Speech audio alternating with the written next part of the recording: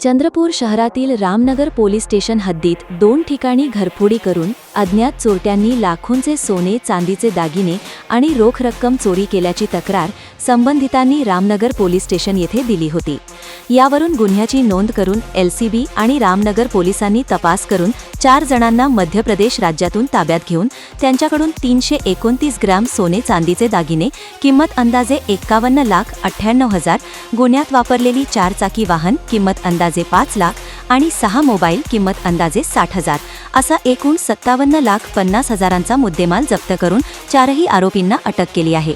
सदरची कारवाई जिल्हा पोलीस अधीक्षक मुम्मका सुदर्शन, अप्पर पोलीस अधीक्षक ईश्वर कातकडे, SDPO प्रमोद चौगुले यांच्या मार्गदर्शनात LCBचे पोलीस निरीक्षक अमोल काचोरे, रामनगर पोलीस स्टेशनचे ठाणेदार आसिफ राजा शेख यांच्या नेतृत्वात त्यांच्या टीमने केली आहे। कोरपणा लाईव्हसाठी सय्यद मुमताज अली यांची रिपोर्ट।